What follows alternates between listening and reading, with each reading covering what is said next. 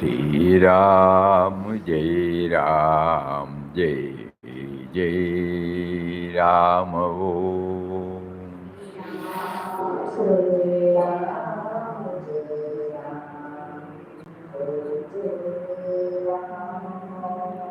Shri Ram, Jai Ram, Jai Jai Ram. Om.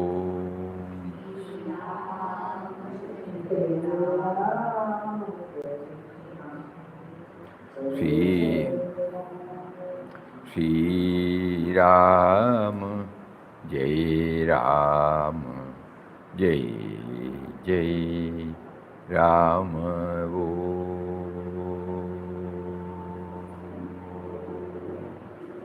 Om Shri Ram, Jai Ram, Jai Jai Ram. Hari Om to everybody.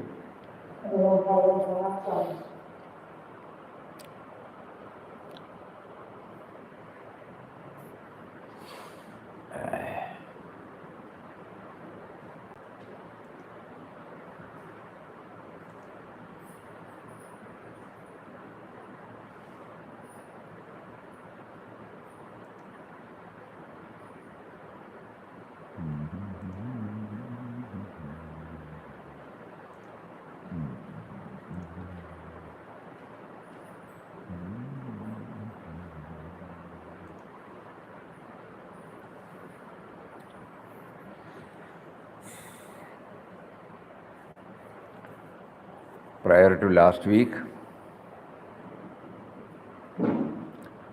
we have been trying to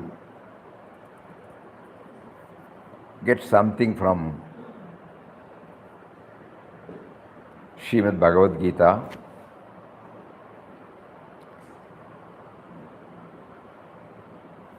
though it was not focused completely on the entire slokas. We were exploring what can be the easiest way by which we remember Bhagavad Gita and make the best use of it in our daily life. When this perspective was welling up,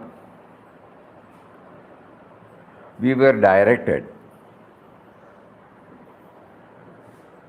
to one specific ideal,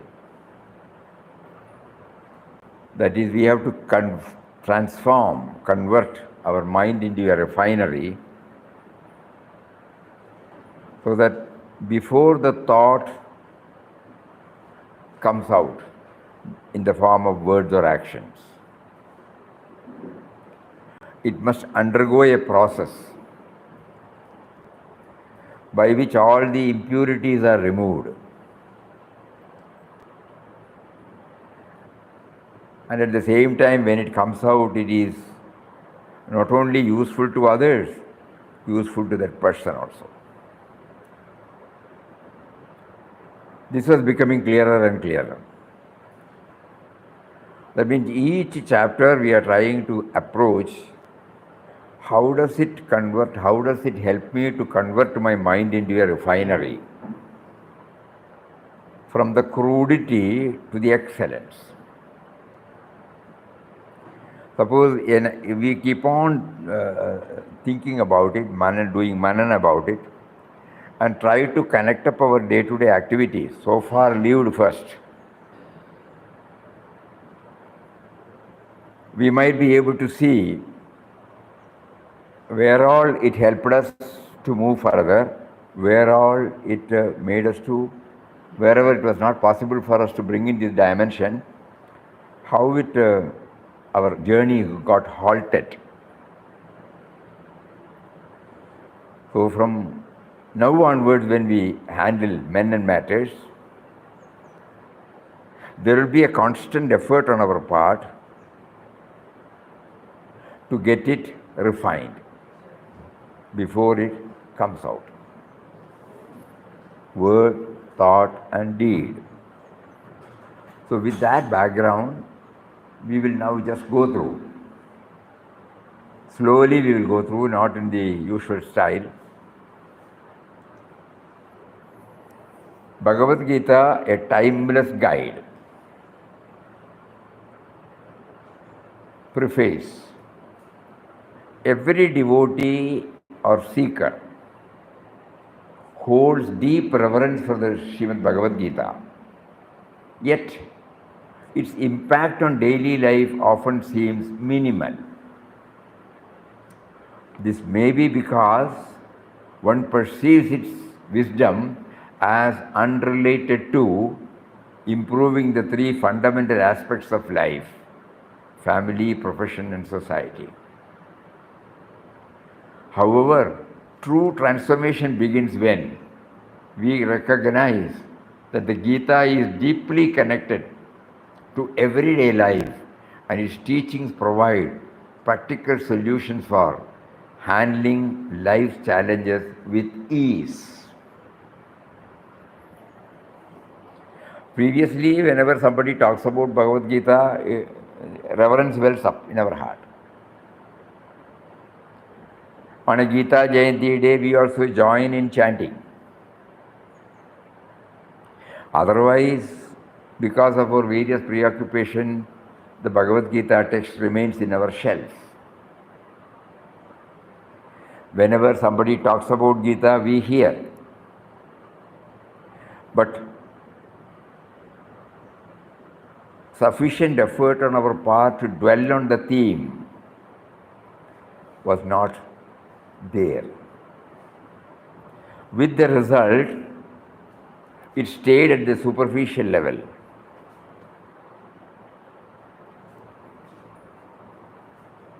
becomes something not visible. Huh? And make it slightly bigger.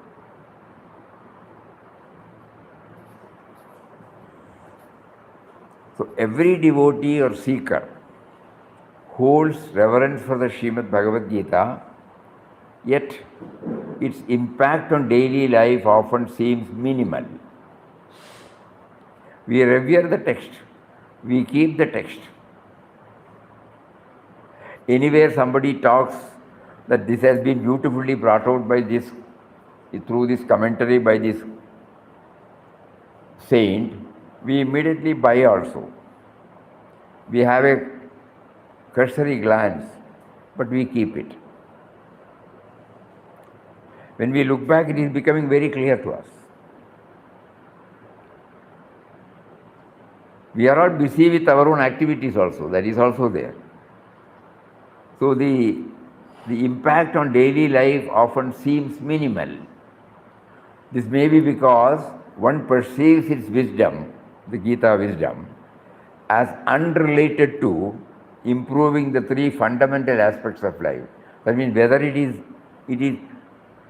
it has got any relevance in my leading an individual life or a professional life or a family life or a social life.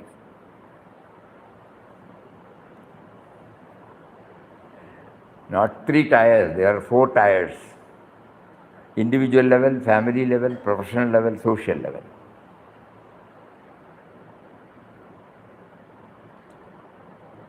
So when we deal with so many things on these 4 tiers, whether this is the Gita helps me to tackle. Just like when we learn mathematics, science, geography, language in the school, many students used to complain of what has its relevance in our day-to-day life.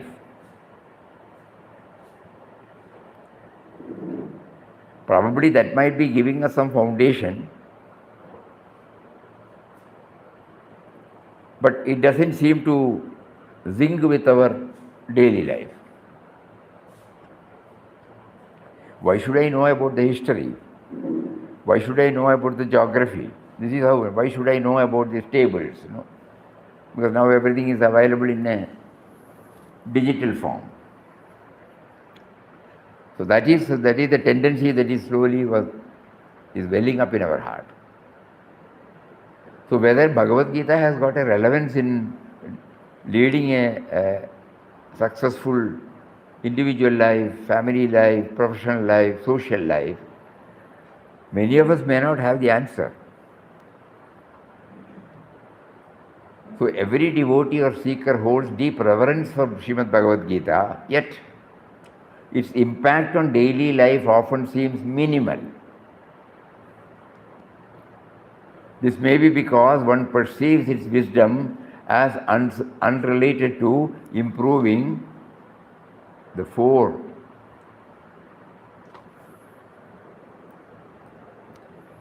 fundamental aspects of life: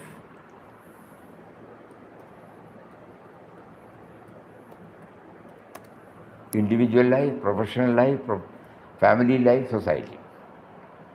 However, true transformation begins when we recognize that Gita is deeply connected to everyday life and that its teachings provide practical solutions for handling life's challenges with ease. This can happen through some instrumental causes.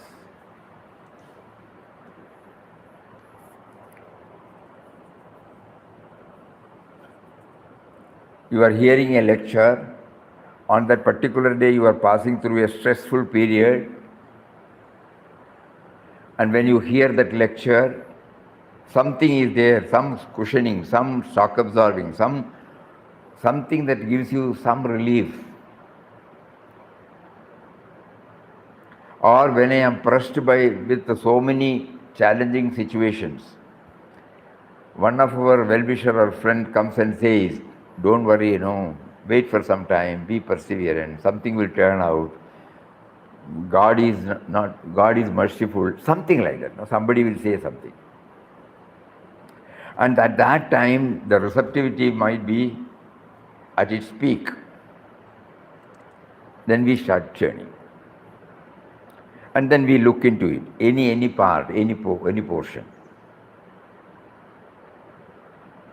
Or when we watch, when we witness certain acts, certain behavior, certain way of handling of persons, immediately it impresses us.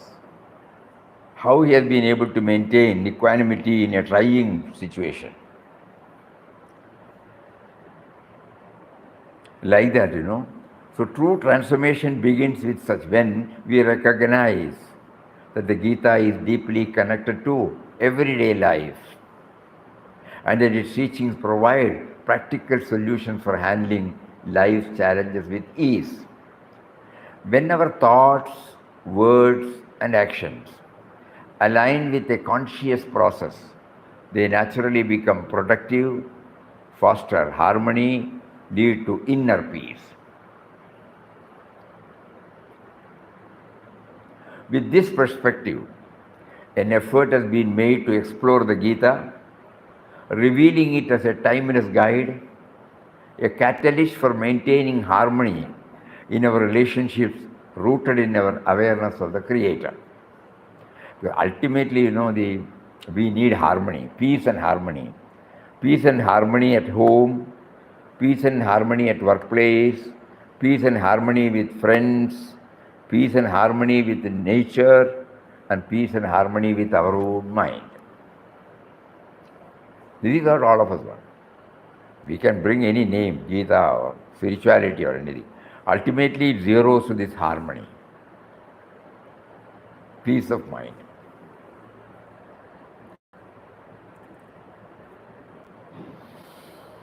So with that, ultimately we are not worried about the textual knowledge, academic wisdom, sloga by sloga. No. We are only concentrating how to get this harmony, this peaceful, how to lead a peaceful life. I cannot change the outer circumstances. Only I can change. So if I have to change, how to transform the mind?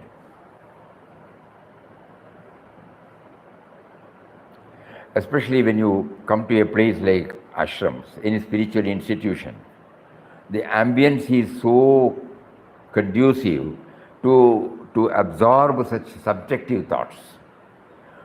When we go out, probably we may not have that mindset. So when we come here, our individual challenges are less, where the mind has got a lot of leisure, and when we go along with the disciplines here, it slowly tries to calm the mind, quieten the mind. An inexplicable quietude wells up in our heart. All these contribute to absorb these thoughts.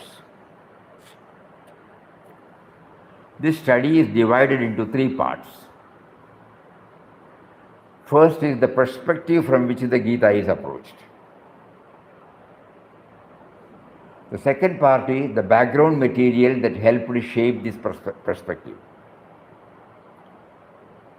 And the third is the core material, which includes one-line clues for each of the 700 slokas across 18 chapters. So this is the process.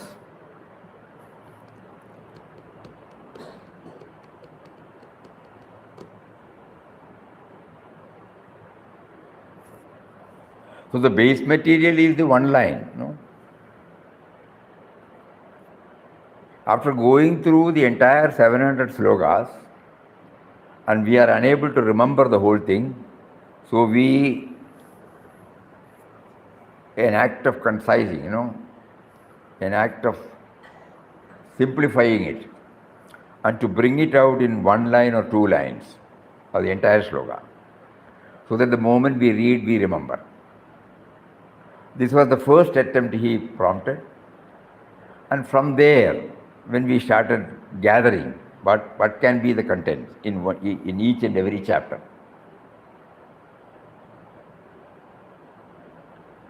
And from that, it got evolved, the perspective.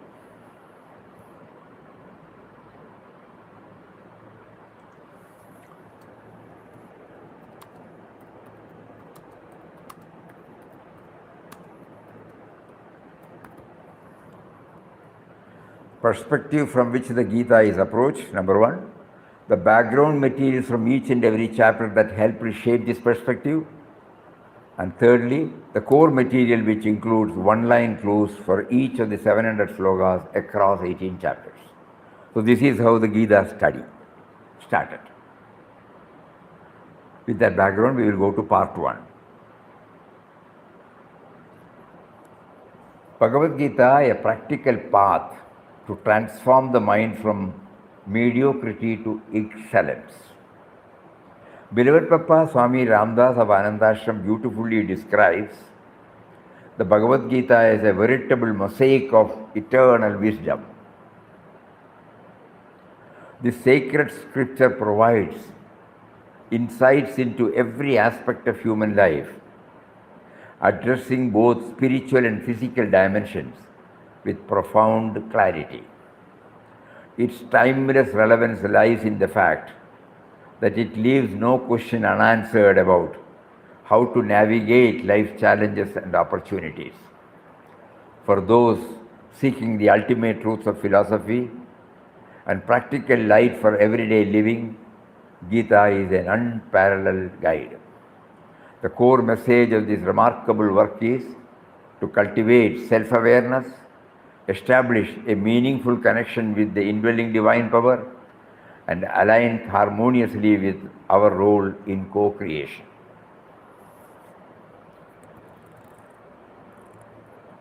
Me, the devotee, he, the Lord, and the rest of the creation. These are the three that are before us.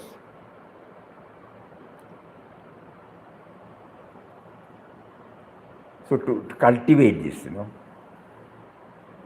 align harmoniously. I must align myself with the Lord who is within me, who is within and without. I must align myself with the co-creation, and I must have a inner alignment with my equipment, body, mind, intellect. Then only this study will become helpful. I am very clear now,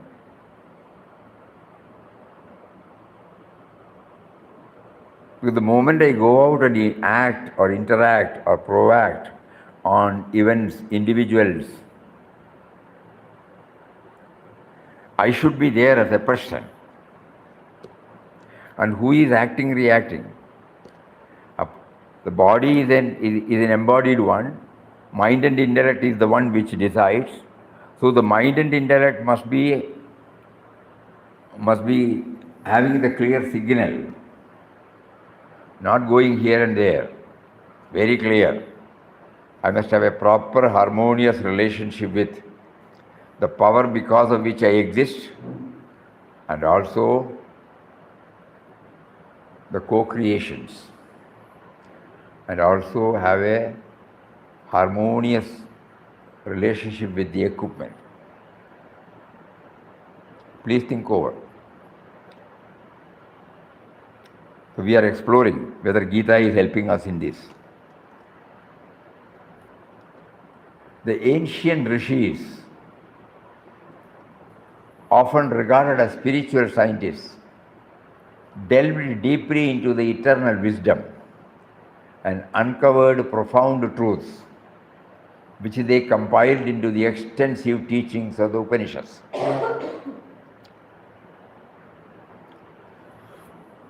Spiritual scientists, there are two types of science, material scientists and spiritual scientists. Material scientists explore what all this material can give us when harnessed. That is why we are enjoying all the creature comforts now.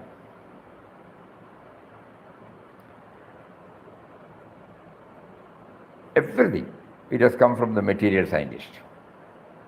But I am there, as a person. And the Papa used to clearly say, we are not, to quote his own words,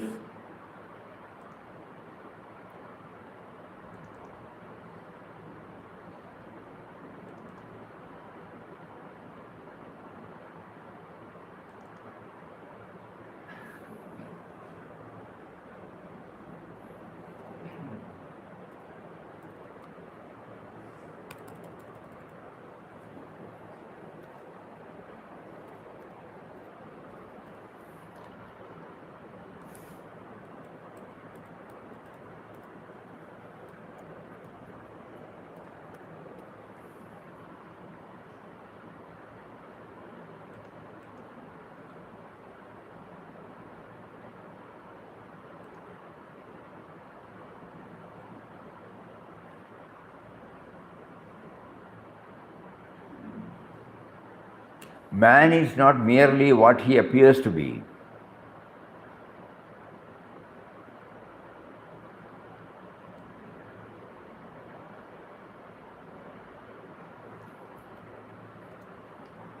Man is not merely what he appears to be, a bundle of flesh, bones, blood and skin, nor a creature living and acting solely under the impulses and thoughts arising from the mind. We have to recognize that beyond the exterior dynamics of the body and mind, there is within man the spirit which is immortal. It is by the power of the spirit that our life is activated in its manifold expressions. In the classroom, hospital, office, marketplace, factory and field, as well as in temple, church and mosque, we should tune ourselves with the spirit. Divine thoughts and feelings should permeate us.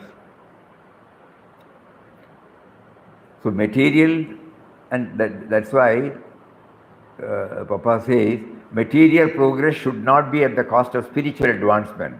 The two must go hand in hand. The two must go hand in hand. So here, material scientists, we know that.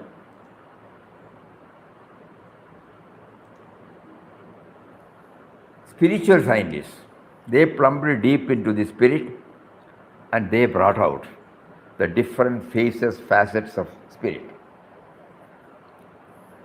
So to make these teachings more accessible, entire Upanishad we cannot go.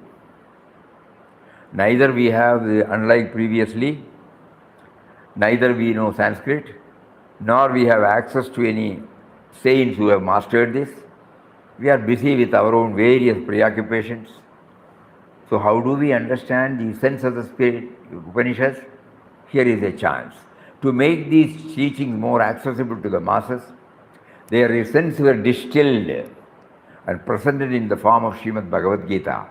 This is evident from the following Dhyana sloka. Sarvopanishado gavo Dogda Gopala Nandanaha Partho Vatsa Sudhir Bhokta Dugdam Gitamrutam Mahate.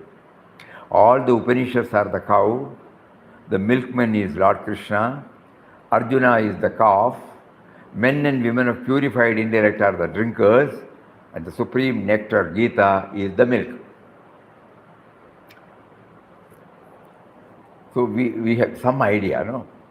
Some idea about Bhagavad Gita. It is the distilled contents of all the Upanishads. Upanishads deal with spirit. Without spirit, the individual does not exist.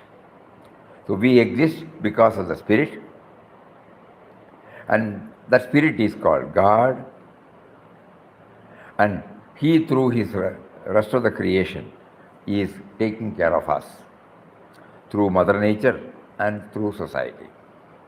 So slowly, we are having a harmonious relationship. Because the air, we did not bring the air, nor water, nor earth, nor space, nor the 98.4 degree temperature, nor sun, rains, metals, minerals, gases, vegetables.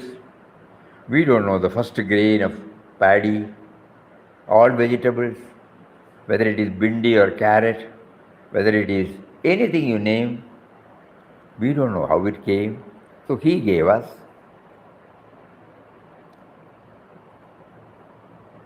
So we developed, and through the human creations, He gave them the title of material scientists, made them to explore deeply, and brought out various materials, and through so many combinations, they gave us everything to lead a comfortable life. So this is how we try to slowly harmonize with these three aspects. And now, so Bhagavad Gita is the essence. And Kurukshetra, why should I know something that had happened 5,000 years ago, 6,000 years ago? So here our approach, this need not be okay for everybody, our approach, the allegory of the Kurukshetra battlefield brings the Gita teachings to life.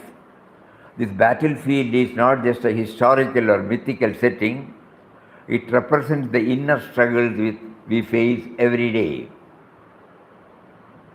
Lord Krishna, the charioteer and the guide, symbolizes the indwelling reality, the spirit, because of which we are talking, the life force, the consciousness, the intelligence. He is symbolized as Lord Krishna. The divine wisdom within us. Arjuna, the warrior, filled with doubt and confusion, represents our sense of individuality, all of us. Often torn between conflicting emotions and responsibilities. And Kauravas are the negative force within us, greed, anger, pride that pull us down. In contrast, Pandavas symbolize positive virtues such as truth, courage and compassion.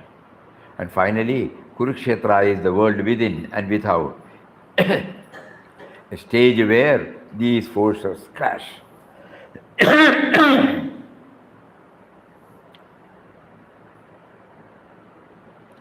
Slowly, the relevance of Gita in our life becomes very clear now. It is happening in us. It has been happening in us. The spirit, Lord Krishna, is within us. The sense of individuality, Arjuna, is within us. All of us have in our mind elevating thoughts, down-pulling thoughts, positive thoughts, negative thoughts, constructive thoughts, negative, destructive thoughts, favorable, unfavorable, nobler, deplorable. These kinds, we all know very well from our own life. Each one will know all this. So the Kurukshetra war is going on every day. So far we have not understood it. So with this, we are trying to do some manana.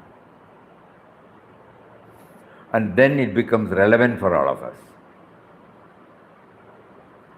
Through the first stanza, the Bhagavad Gita drives us to discover that every problem faced by us stems from not rising from me and mine.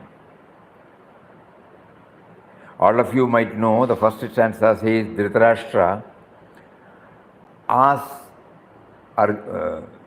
Sanjaya, they are sitting in Hastinapura in Delhi. Kurukshetra war is happening somewhere else. So he is asking, what does my children and the Pandu's children do? He is the emperor. He is supposed to be impartial. He is to take care of everybody. But the word you see, my sons and Pandu's sons. So like this, me and mine. This is the first shloka. When we took up an in-depth study of beloved Papa's first book, In Quest of God, in 2022, because it happened to be the centenary year of sannyas of Papa. The first word in the first book, In Quest of God, is stress. The last word in the last chapter, 37th chapter, is serenity. So then we got the message. The book is to help us from stress to serenity. That perspective we develop. Similarly here, the me and mine, from the me and mine, which is the sole cause of all our problems. And the last stanza assures us that when we experience that He is the indwelling reality, who is behind all our thoughts and words and deeds, we will enjoy happiness, peace, prosperity, born out of the guidance from Him. In other words, Bhagavad Gita is directing us to move from me and mine to me to we, and then me to Him. In another word, from self-assertion, born out of sense of individuality, to surrender to the power activating the sense of individuality. The me and mine is asserting its individuality in total disregard to the power which is behind the sense of individuality, the spirit, the life force. So when I forget about that indwelling reality, me and mine comes. When we realize that He is the power who is motivating, articulating, enlivening, pulsating the me and mine, then I become subservient to that power. So Bhagavad Gita, we take it that assertion out of the sense of individuality to surrender to the power activating the sense of individuality. The last chapter, Yatra Yogeshwara Krishno Tatra Partha. Wherever Krishna is there, that means wherever we become aware of the indwelling reality, there, what all we will get? Peace, prosperity, enjoy happiness, born out of the guidance from Him. So our perspective is becoming clearer and clearer. Right from a text, it is something that has to do with my very life. Now I know that Bhagavad Gita is given to the Lord Krishna, who is seated within me. To me, the sense of individuality, and I was not aware of it. The moment I become realized, I live a peaceful life. I started with a stressful life. Now I live in a peaceful life. That means we should know that we are only playing the part allotted to us by Him in this world Leela. And nothing is really initiated by us. All are predestined, pre-programmed. However, the sense of individuality often blinds us to this truth. Virat Papa provides a profound key to unlock the treasures of the Gita. He says, behold divinity in every aspect of this world Leela. Verily, it is He at play in all beings and creatures. Whatever we name it, whatever label we put it, positive, negative, good, bad, everything,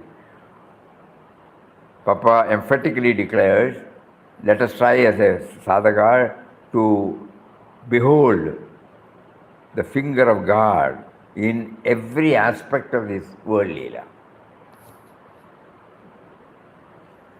This is the key for the treasure chest called Bhagavad Gita. Nature has gifted us an extraordinary ability to refine experiences within our own system. God, when He gave us a sense of individuality, He has given this through nature. Yet, life today is filled with crudity. Crudity in our relationships, actions, and thinking. This arises when we fail to use our body-mind complex as a refinery of experience. Functioning from a lower level of consciousness, our thoughts and actions become self-centered, leaving no space for a broader perspective. Always thinking in terms of me and mine. However, when we operate from the higher faculty of buddhi, our outlook naturally expands to include the well-being of others. All of us. Not that we are completely self-centered. Though the self-centeredness predominates, when we handle anything, when we work anything, when we produce something, somehow, we also see through excellence, through love. Maybe the circle may be limited, but we all have understood that. And we don't know that it is because it has passed through the refinery.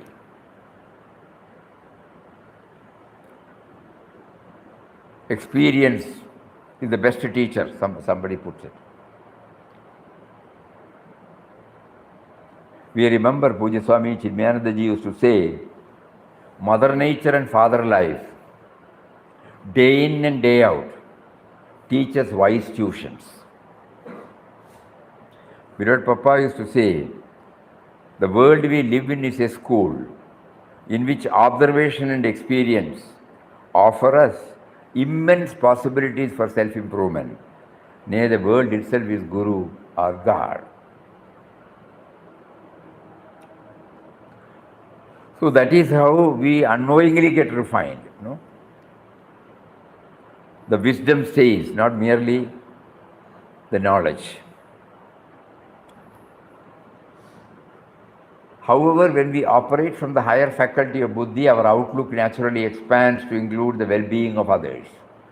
The attitude shifts to what can we do for others, aligns with the Atman or Brahman, the one divine self present in all. The moment we align ourselves to this broader thinking, we are aligning with Him.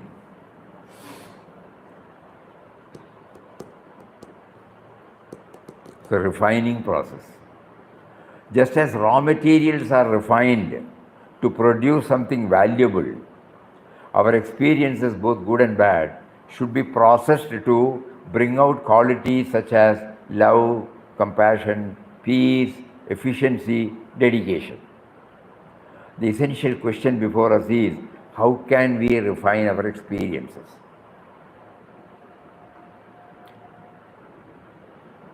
The Bhagavad Gita provides practical techniques to transform the mind from crudity into a refinery. More than a text of intellectual study, it serves as a guide for real life transformation, helping us navigate challenges with wisdom and balance.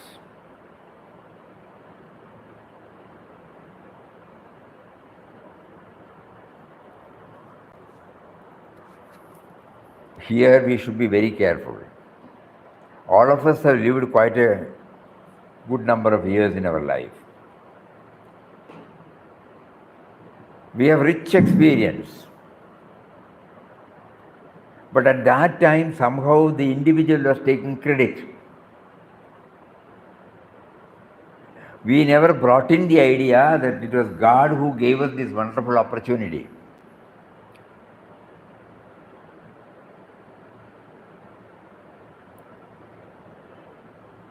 That is why we don't get the ultimate goal of having peace and harmony.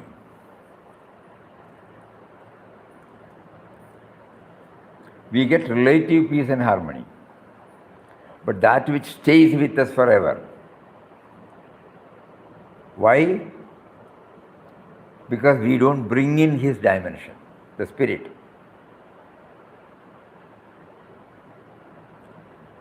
Many shlokas are there, One sloga,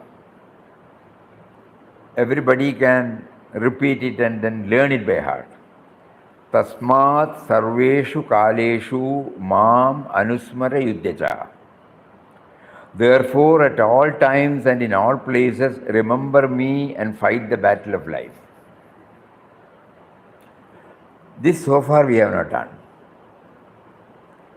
Not that we don't have faith in God. Our faith in God does not connect us to everything that happens. A few we may be connecting. If we are connecting it every time, we will be always at ease. So, the Bhagavad Gita provides practical techniques to transform the mind from crudity into a refinery. More than a text of intellectual study, it serves as a guide for real life transformation, helping us navigate challenges with wisdom and balance. Just because we go through the sloga, we will not get. We do manana, we try to distill the essence, we try to go back to our own life so far lived, integrate it with those, then we realize that is why I was made to go through. Then slowly Gita is entering into me.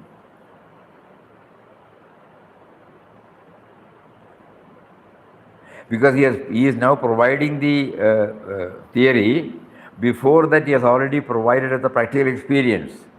But there was no link between these two. Now he is offering us an opportunity to link and understand. Oh, that is why I had to bear the cross. That is why, people did not understand. I got irritated. That is why everybody acknowledged. That is why everybody found fault with everywhere. That is how I lost. That is how I earned. So this connecting with all our experiences. Slowly you find the individual assertion us to build a strong character and personality by refining our psychophysical energy system known as buddhi. This faculty, comprising intelligence, discrimination, will and emotions, is a powerful tool for human growth. True motivation arises not from intellect alone, but from emotion and feeling, which, when harmonized with willpower, create a dynamic force for self-transformation. Unless the intelligence is mixed with feelings and emotions. Love is a feeling, it is not a thought. Compassion is a feeling, not a thought. Self-sacrifice is a feeling, not a thought. It is spontaneous, Not that you learn and do this, no. All these are feelings. So the intelligence, when it is harmoniously blended with these feelings, then what comes out? This faculty comprising intelligence, discrimination, will and emotion is a powerful tool for human growth. The true motivation arises not from intellect alone, but from emotion and feeling, which, when harmonized with willpower, create a dynamic force for self-transformation. When we closely observe saints or any Mahatmas, evolved souls, they don't merely teach the theories, they are an embodiment of what they say. So there is a harmonious blend of what they say and how they live. And then they are placing their life before us, which will help us for our self-transformation. By refining our inner energy, we cultivate creativity, courage, determination, focus, and innovation. The Bhagavad Gita gradually strengthens our buddhi, helping us regulate impulsive reactions, make wiser choices, avoid regret.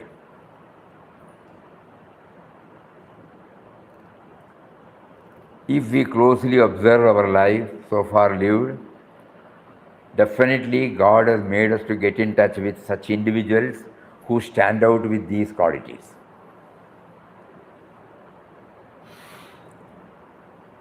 Who regulate their impulsive reactions, who make wiser choices, who avoid regret. So it is not merely theory. So we try to connect up.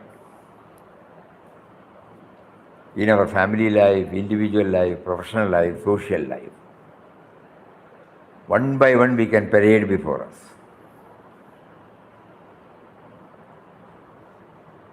With this perspective, we should go back in retrospect.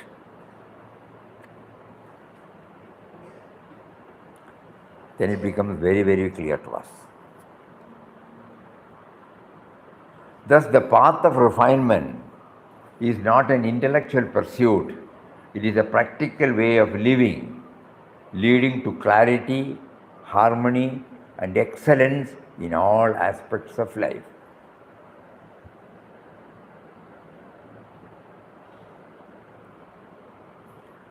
Example of the outcome of refinement in a few words. A father sees his child go through many moods, dirty at one moment, mischievous the next, laughing in the morning, crying in the evening, yet his love for the child remains unchanged. This is an example of samabuddhi, a balanced mind of a father. In the same way, a true seeker recognizes the presence of the divine in all situations, joy and sorrow, success and failure, laughter and tears. This understanding brings intellectual equanimity and inner peace.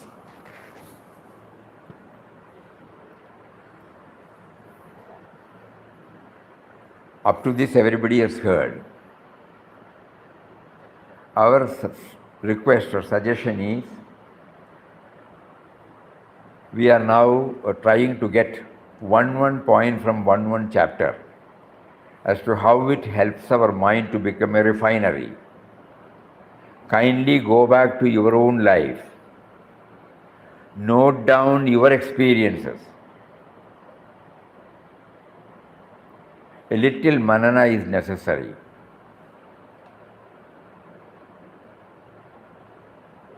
Then we will find slowly how Gita is entering into us. From a text, it becomes a reality in us.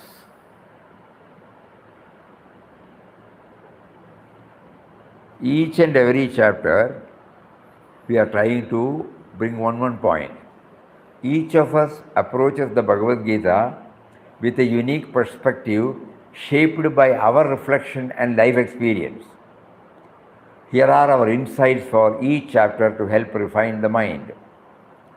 So when we go through, there can be many, one perspective led us to this. So 18 chapters, 18 points. We may not be able to remember 18 chapters, 700 slokas.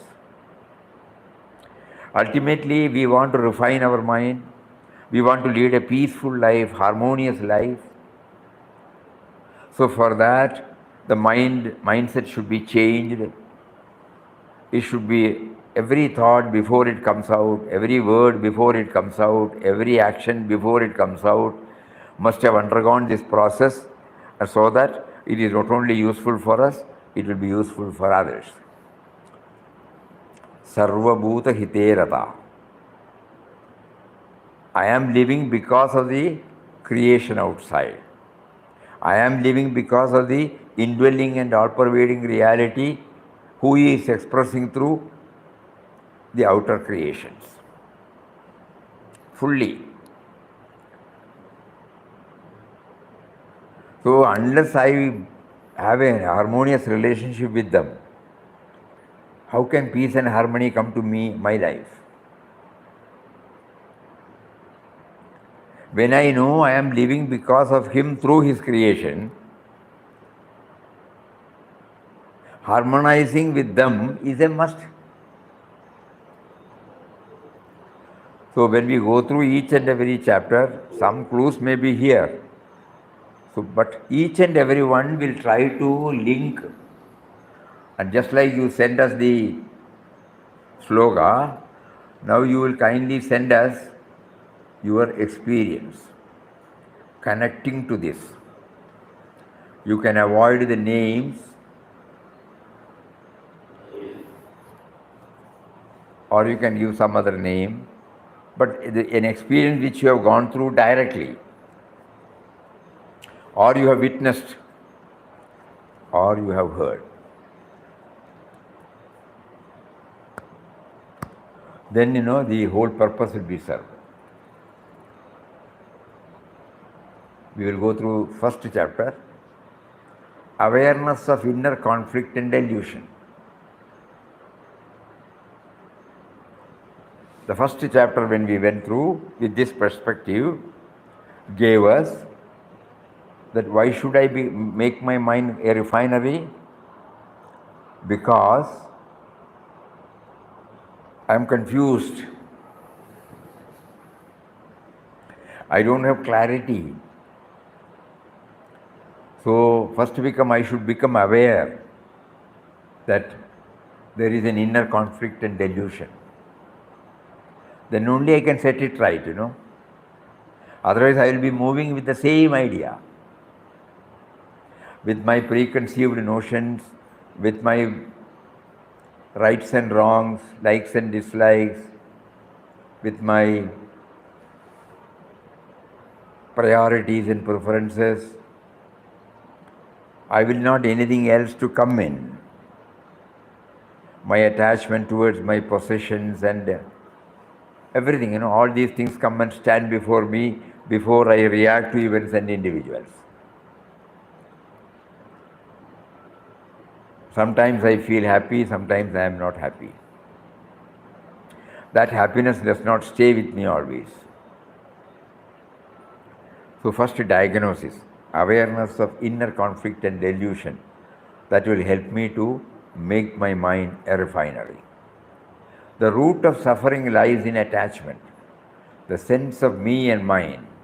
When clouded by personal desires, the mind is caught in the web of confusion and sorrow. Recognizing this delusion is the first step towards inner clarity. Some clues. Ravi, a project manager in a software company, found himself constantly anxious and stressed about his team's performance. His mind was tied up in the outcome of each project. Every small setback caused him frustration.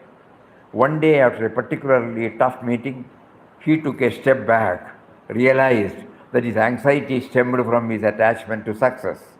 By observing his thoughts without reacting, he started detaching from the results and instead focused on doing his best regardless of the outcome.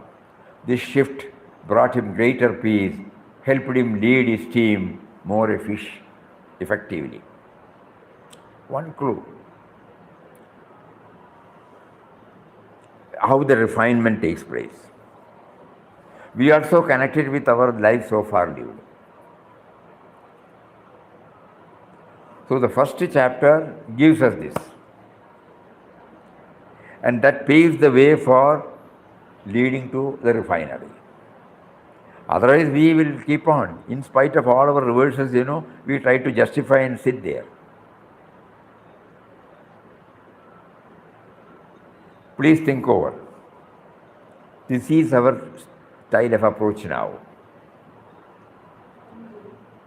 Yes? Do we have this in PDF format? So, Pardon? she wants a PDF format of this. It can be done. After this round, we will see. So we request everybody to go back to their own life, read the first few lines, and try to connect up with any incident where it becomes clear to us. Because here the advantage is we don't have too many stuffs, too many intellectual, slogans, this and that. Simple. The perspective is to convert our mind into a refinery so that the quality of our life gets improved. These we are very clear. Every time we keep on hammering this. So the first chapter gives us some clues that we should become aware of the down-pulling forces, attachment, me and mine. And all of us must have been blessed with something like this, where we learned everything from experience. Now we try to connect up. Previously, we have not connected it up. It was a pleasant experience, but now we connect up.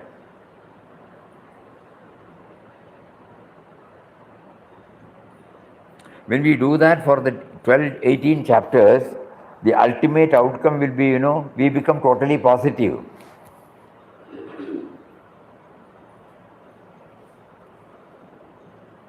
Optimistic outlook. What are the other two? Fixity, fixed resolve, sustained faith. Fixed resolve, sustained faith, optimistic outlook.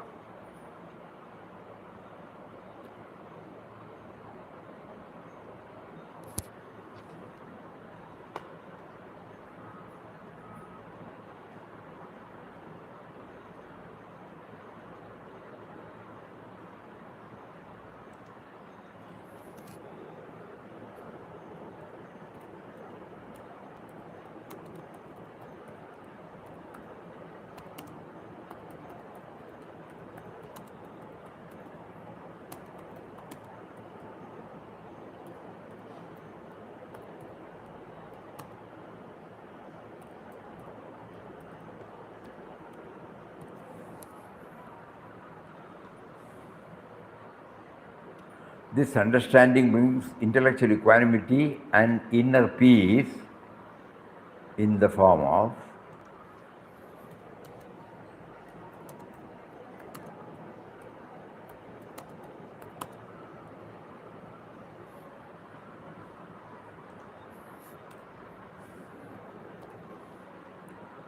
so that's also we can easily remember. Wherever we were not vacillating, when we, with perseverance, patience, with faith, with determination, with Shraddha, people would have patted on our back. We have taken the credit individually. Now we know. God gave us that fixed resolve, sustained faith, not vacillating. And finally, with optimistic outlook. Even if there are setbacks, we will not be influenced by it. Always we are looking at the positive side, positive side, positive side. So this is how the first, and we'll take up the second one tomorrow, because we are not at all in a hurry now. This should go well deep into it. If some of you can bring out some examples, we will try to include those examples also, so that it becomes more and more clearer and clearer. We are not taking it out from any text. We are drawing it from our text of life. It has got a tremendous impact. Anything you share from the knowledge, anything you share from your experience, it has got vast difference. So we request everybody to apply their mind based upon this on the first chapter, how the mind can be converted or transformed into a refinery, so that from today onwards, whatever thoughts, whatever words, whatever deeds that come out of this individual, it will be processed through a refinery, so that it becomes useful, beneficial to not only to us but also to everybody. When a crude material is passed through a lathe to bring out the finished product, the manufacturer gets profit, the consumer gets the right product. Because from the crude raw material, the finished product has come. And when the finished product comes, and the quality, after the quality check, and when it is released to the market, not only it is accepted by the customers, you are also happy, they are also happy. They will come back for further orders. You will also be gaining. You will be employing more and more people. You will be earning more and more profit. Sarva bhuta hiterata. So like that, kindly draw from any of your any life experience and connect it with it and send it to us, so that it will be really a exploration, an inner exploration to connect ourselves with the Gita teaching. More of it tomorrow. Hari Om. Om Sri Ram, Jai Ram, Jai Jai Ram. Om Shri Ram, Jai Ram, Jai Jai Ram. Om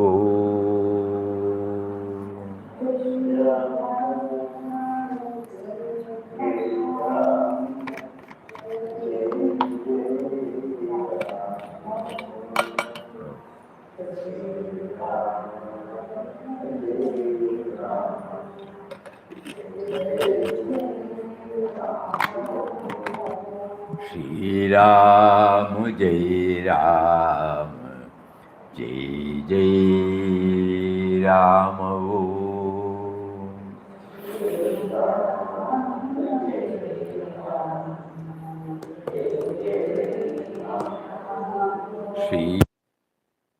Shri Ram, Jai Ram, Jai Jai Ram.